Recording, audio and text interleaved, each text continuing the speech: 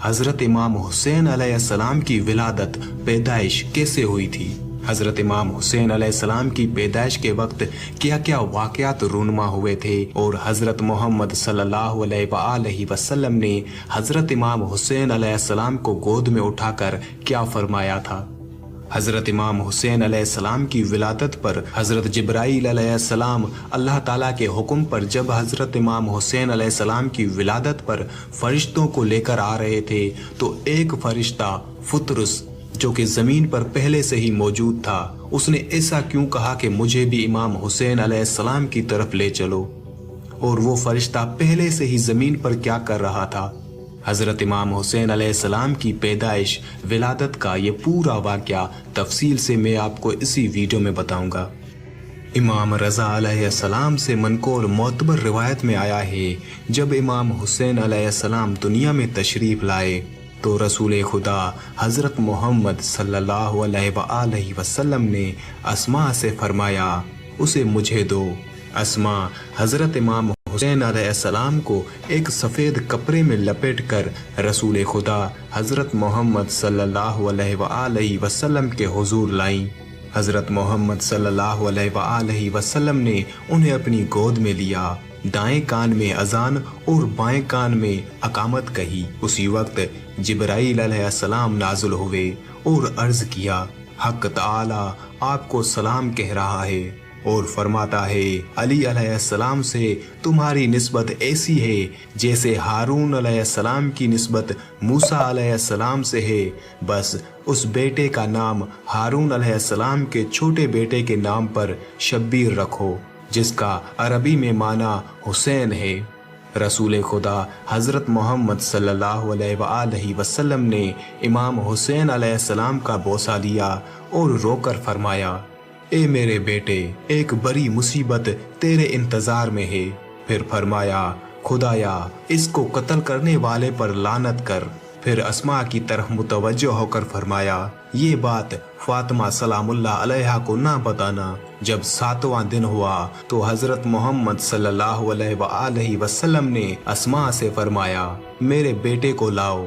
इमाम हुसैन अलैहिस्सलाम को हज़रत मोहम्मद सल्लल्लाहु अलैहि वसल्लम के पास लाए। अस्मा इमाम हुसैन अलैहिस्सलाम को हज़रत मोहम्मद सल्लल्लाहु अलैहि वसल्लम के पास लाई तो रसूल अकरम हज़रत मोहम्मद सल्लल्लाहु अलैहि वसल्लम ने सिहा और सफ़ेद दुम्बे से उनका अकीका किया और उस दुम्बे की एक रान दाई को दी।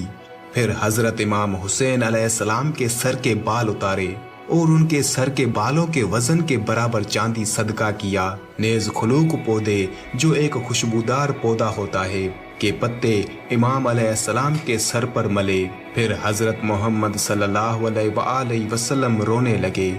इमाम हुसैन अलैहिस्सलाम को गोद में लिया और फरमाया, ए अबा अब्दुल्ला, आपका कत्ल होना मुझ पर बहुत सख्त है। अस्मा ने अर्ज किया, मेरे वालिदैन आप पर कुर्बान हो। ये कैसी बात है कि पहले दिन भी कही और आज भी उसकी तकरार फरमा रहे हैं। हज़रत मोहम्मद सल्लल्लाहु अलैहि वसल्लम ने फरमाया, ए अस्मा, बनी उमैया के सितमकारों और काफरों का एक गिरोह मेरे इस बेटे को कत्ल करेगा और खुदा उन लोगों को मेरी शफात से महरूम कर देगा। इसको वो शख्स कत्ल करेगा जो मेरे दीन में रखना डालेगा और खुदा का मुनकिर हो जाएगा। फिर फरमाया, खुदाया मैं तुझसे सवाली हूँ कि मेरे इन दोनों बेटों के लिए वही कुछ अता करना जो इब्राहीम अलैहिस्सलाम अपनी ज़रियत के हक में चाहते थे। खुदावंद इनको दोस्त रख और हर उस शख्स को दोस्त रख जो इनको दोस्त रखता है, और लानत कर उस शख्स पर जो इनको दुश्मन समझे। इब्न शहर आशूब ने रिवायत की है, हज़रत इमाम हुसैन अलैहिस्सलाम की विलादत के वक्त जनाब फातिमा ज़हरा सलामुल्लाह अलैहा बीमार हो गई और दूध की कमी लाहक हुई तो रसूल खुदा हज़रत मोहम्मद सल्लल्लाहु अलैहि वसल्लम ने अपनी अंगुश्त आप अलैहिस्सलाम के मुंह में दी और उसी से दूध जारी हुआ जो हज़रत इमाम हुसैन अलैहिस्सलाम ने पिया। बाज़ मौरखीन ने कहा, حضرت محمد صلی اللہ علیہ وسلم نے اپنی زبان امام حسین علیہ السلام کے منہ میں دی اور زبان کو چوسنے سے غذا حاصل ہوئی، اور پیغمبر اکرم حضرت محمد صلی اللہ علیہ وسلم کی زبان سے 40 دن تک امام حسین علیہ السلام کو رزق اور غذا ملتی رہی، اور آپ علیہ السلام کا گوشت رسول اللہ صلی اللہ علیہ وسلم کے گوشت سے بنا۔ حضرت امام صادق علیہ السلام نے فرمایا، حضرت امام حسین علیہ السلام نے نہ تو فاطمہ زہرا سلام اللہ علیہا کا دودھ پیا اور نہ کسی اور کا، بلکہ حضرت کو رسول اللہ صلی اللہ علیہ وسلم کی خدمت میں لایا جاتا اور حضور پاک حضرت محمد صلی اللہ علیہ وسلم اپنی انگشت مبارک حضرت امام حسین علیہ السلام کے منہ میں رکھتے اور آپ علیہ السلام چوستے تھے، اور یہ چوسنا 2 یا 3 بار کافی تھا۔